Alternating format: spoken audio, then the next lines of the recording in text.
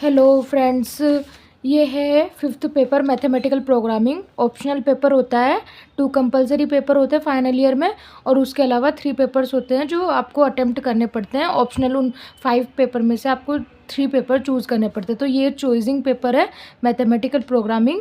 अभी ये कैसे आता है कैसे नहीं आता है वो डिस्कस कर लेते हैं। ये टोटल 100 मार्क्स का पेपर होता है।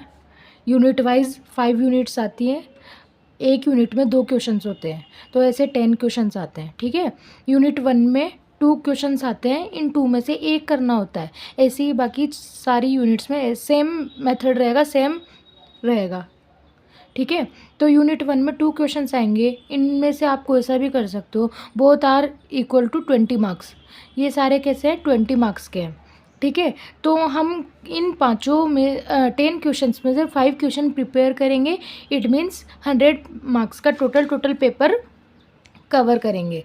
तो ये 5 यूनिट्स का सेम मेथड रहेगा, बता दिया है मैंने आपको। 20 मार्क्स के 5 क्वेश्चन प्रिपेयर करने हैं। अब फर्स्ट यूनिट की बात करते हैं। फर्स्ट यूनिट में देखो बेटा क्वेश्चन आता है।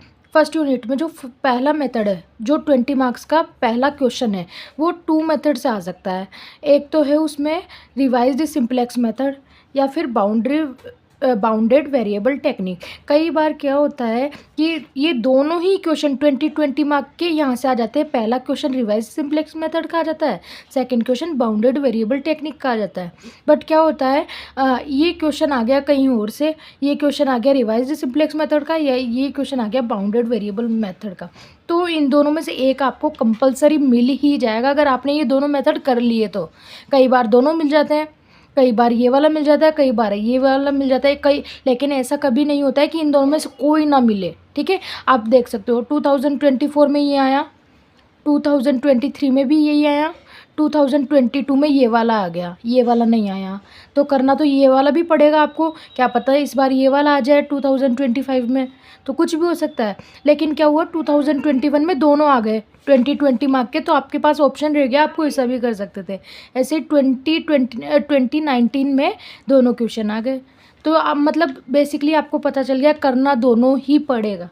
हम कोई भी रिस्क नहीं ले सकते, इतने इजी पेपर में भी रिस्क लेंगे तो कोई पार नहीं पड़ेगी। ठीक है, तो अब क्वेश्चन का टाइप देख लेते हैं, क्वेश्चन कैसा आता है।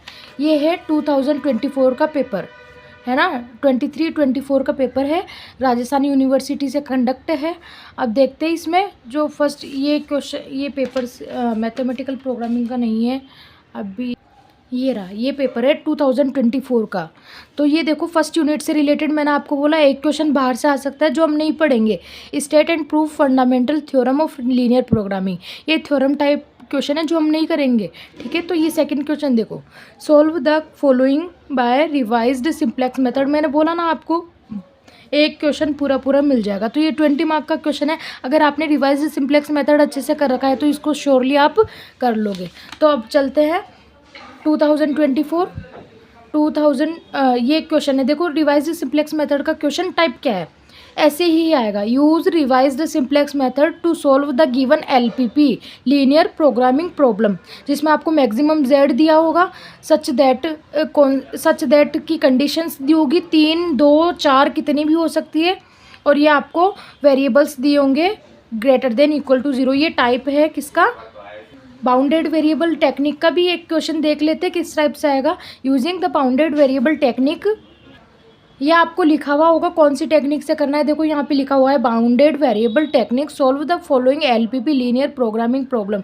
सेम तरीका है, मैक्सिमम जेड, सच दैट की कंडीशंस, और यहाँ पे आपको कुछ अलग से कंडीशन दी होगी जिससे आप पहचान सकते हो बाउंडेड वेरिएबल टेक्निक का क्वेश्चन है। कि अपर बाउंड दिए होंगे, lower bound, upper bound, lower bound, upper bound, lower bound, upper bound, every variable. अब यहाँ पे हम कंडीशंस देखते हैं। क्वेश्चन नंबर 1 की रिवाइज्ड सिंपलेक्स मेथड की कंडीशंस क्या क्या हो सकती है। जैसा भी मैंने आपको बताया, ये रिवाइज्ड सिंपलेक्स मेथड के क्वेश्चन का टाइप है। अब यहाँ पे मैक्सिमम जेड दे रखा है, कई बार आपको मिनिमम जेड भी आ सकता है। तो क्या करेंगे, हमें कन्वर्ट उसे मैक्सिमम जेड में करना पड़ेगा। हमें चाहिए ही मैक्सिमम जेड, तो अगर मिनिमम जेड आ जाते तो उसे किस में कन्वर्ट करेंगे, मैक्सिमम जेड में। क्या करके जितने भी आपको वेरिएबल्स दे रखे हैं उन सब का साइन चेंज कर देंगे। ये प्लस का है माइनस हो जाएगा, प्लस का है माइनस, ये तो हो गया मैक्सिमम जेड मिनिमम जेड की बात। अब आते हैं सच दैट की कंडीशंस पे। जितनी भी आपको कंडीशंस दी हुई है उसमें साइन ऑब्जर्व करो। कौन सा साइन दिया हुआ है आपको? ये है लेस देन का साइन, ठीक है। अगर लेस देन का साइन दिया हुआ है तो आपको पता है इधर वाला पार्ट छोटा है, इधर वाला पार्ट बड़ा है, तो छोटे पार्ट में कुछ ऐड करेंगे तो वो इक्वल हो जाएगा। तो हम क्या करेंगे, इस LHS पार्ट में हम क्या करेंगे, एक वेरिएबल ऐड करेंगे। जैसे फर्स्ट में अगर देखो आपको गिवन है 2 वेरिएबल्स x1 x2, तो फर्स्ट इक्वेशन में x3 ऐड करेंगे, नेक्स्ट में x4 ऐड करेंगे, नेक्स्ट में x5 ऐड करेंगे। सेम वेरिएबल ऐड नहीं कर सकते हैं तो डिफरेंट वेरिएबल ऐड करेंगे, ठीक है। तो क्या होगा, इक्वेशन ये लेस देन का साइन हट करके इक्वल का साइन बन जाएगा। तो ये कंडीशन हमें करनी पड़ेगी। अगर ये लेस देन का साइन है तो जो वेरिएबल हम ऐड कर रहे हैं उसे बोलते हैं स्लैक वेरिएबल या स्लैक वेरिएबल, ठीक है। अगर ये ग्रेटर देन का साइन होता तो हम क्या ऐड करते, sir plus variable. It means ये वाली साइड बड़ी हो जाती तो मतलब कुछ इसमें से हटाना पड़ेगा, तब ये इक्वल हो जाएंगी RHS के। तो क्या हटाया है, वही वेरिएबल जो मैंने आपको बताया है। जैसे 2 वेरिएबल्स दे रखे हैं तो यहाँ पे क्या करेंगे, -x3 -x4। अगर ये लेस देन का है तो इसमें आ जाएगा +x5। ये ध्यान रखना, जितने ग्रेटर देन है उसमें माइनस करना है और लेस देन साइन है तो उसमें ऐड करना है। ऐसे नहीं, ये भी हो सकता है यहाँ पे लेस देन दे दिया, यहाँ पे ग्रेटर देन दे दिया। जो भी कंडीशन दे रखी है उसे पहले स्टैंडर्ड फॉर्म में कन्वर्ट करना है। स्टैंडर्ड फॉर्म मतलब अगर मिनिमम जेड है तो मैक्सिमम जेड में कन्वर्ट करो। ऑल इक्वेशंस को हमें क्या करना है, इक्वल टू के साइन में कन्वर्ट करना है। तो ये हो जाएगा आपका फर्स्ट स्टेप, ठीक है। अब देखो, जो आपको बुक का नाम मैं बता देती हूँ, जो आपको बुक लेनी है। अगर आप बुक नहीं भी लेते हो तो आपको सारा कंटेंट यहाँ मिल जाएगा, क्योंकि मैंने अपने टाइम में बुक नहीं परचेज़ की थी। जो भी टीचर था उनके थ्रू मैंने पढ़ाई की थी और मुझे कहीं ज़रूरत नहीं पड़ी बुक की। तो रिसर्च ऑपरेशन के नाम से बुक आएगी JPH की, लीनियर प्रोग्रामिंग प्रॉब्लम के नाम से, LPP लीनियर प्रोग्रामिंग प्रॉब्लम। अब आते हैं ये जो अपना ये जो क्वेश्चन बना, इसका फॉर्मेट क्या है, क्या बोलते हैं इस मैक्सिमम जेड को, ये क्या चीज़ें हैं, ये क्या है। तो देखो, जो ऑब्जेक्टिव फंक्शन होता है ना, ऑप्टिमाइजिंग मिनिमम मैक्सिमम जेड को हम ऐसे लिख सकते हैं CJ XJ। CJ क्या है, जो वेरिएबल है उनके कांस्टेंट। यहाँ पे x1 का वेरिएबल 1, यहाँ पे x2 का वेरिएबल 2, तो ये इनको बोलते हैं CJ। XJ क्या है, variables x1 x2 x3 C1 C2 C3, ठीक है। जे की वैल्यू कितनी भी हो सकती है।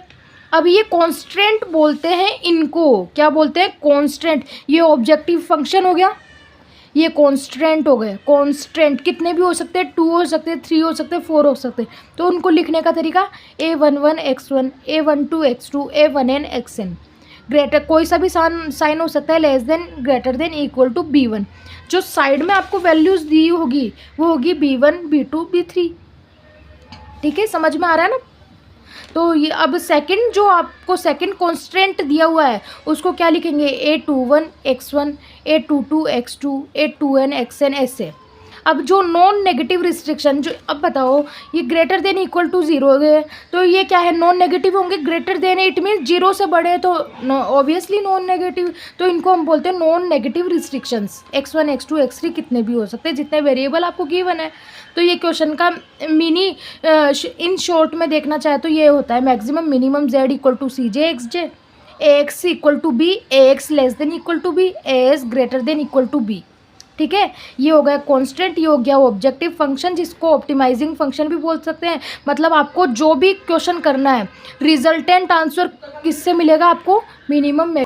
तो आपको जो भी आंसर मिलेगा वो कहाँ से मिलेगा, मिनिमम मैक्सिमम जेड से, ठीक है। आपको वेरिएबल की वैल्यूज़ निकालनी है, और वेरिएबल की वैल्यूज़ निकालनी है, जैसे x1 और x2 दिया हुआ है तो इनकी वैल्यूज़ निकाल के मैक्सिमम जेड में पुट करना है। तो आपको वैल्यू किसकी निकालनी है, मैक्सिमम जेड की। अभी धीरे धीरे आपको सब पता चल जाएगा कैसे क्या होता है। तो इस यूनिट में, फर्स्ट यूनिट में हम 2 मेथड पढ़ने वाले हैं, revised simplex method, bounded variable method. आपको हो सकता है दोनों मिल जाए, या ये वाला ही मिले या ये वाला ही मिले। चांसेस ज़्यादातर रिवाइज्ड सिंप्लेक्स मेथड के रहते हैं। तो आई होप आपको अभी तक का इंट्रोडक्शन समझ में आया होगा। लीनियर प्रोग्रामिंग प्रॉब्लम को सॉल्व करेंगे हम इस यूनिट में। इसी यूनिट की बात नहीं है, रिसर्च ऑपरेशन में, मैथमेटिकल प्रोग्रामिंग में जितनी भी 5 यूनिट्स है सब में एक ही चीज़ है, LPP लीनियर प्रोग्रामिंग प्रॉब्लम, किसी में क्यूपीपी है, integer value problem, integer programming problem, IPP, integer programming problem, ये सब हम पढ़ने वाले पाँचों यूनिट में अलग अलग। ठीक है, मेथड सब में एक ही रहेगा, सिंप्लेक्स टेबल्स बनेगी, कैसे सॉल्व करते हैं, कैसे कम टाइम में अच्छा से अच्छा रिजल्ट कैसे दे पाए वो मैं आपको सिखाने वाली हूँ। मैथमेटिकल प्रोग्रामिंग पेपर का नाम रहेगा, या आपको बता सकती हूँ पेपर आपका नंबर है पेपर 5th, पेपर 5th। जो ऑप्शनल पेपर है बहुत इजी पेपर है, ये आपके 100 आउट ऑफ 100 नंबर दिला सकता है, इतना मैं कह सकती हूँ। तो आपको समझ में आ गया होगा बेसिक अभी तक सारा सब कुछ कि हमें क्या पढ़ना है। Revise the simplex method, bounded variable method technique. मैं आपको इन दोनों मेथड के 5 क्वेश्चन पूरे करवाने वाली हूँ। उन 5 क्वेश्चन में से चांसेस है कि आपको पूरा मिल जाएगा, क्योंकि रिवाइज द सिंप्लेक्स मेथड पढ़ेंगे, इसमें 2-3 टाइप के क्वेश्चन है। एक में मैक्सिमम जेड दिया होगा, क्या पता मिनिमम जेड दिया हो, क्या पता लेस देन की कंडीशंस दी हो, कई बार ग्रेटर देन की दी होती है। तो उन सबको बस आगे के मेथड थोड़े डिफरेंट होते जाएंगे, बट बाकी का सारा क्वेश्चन सारे मिलेंगे एज इट इज़, कहीं कोई दिक्कत आने वाली नहीं है। तो मैं आपको 5 क्वेश्चन पूरे करवाने वाली हूँ, आपको कहीं नहीं मिलेंगे 5 क्वेश्चन। टीचर्स होते हैं जो 1-2 क्वेश्चंस करवा देते हैं, तो बच्चा क्या है नेक्स्ट क्वेश्चन देखता है वहाँ पे उसको मिनिमम जेड दिख गया, अब वो वहीं पे ही कंफ्यूज हो गया अब क्या करना है। तो ये था basic introduction related to mathematical programming. Research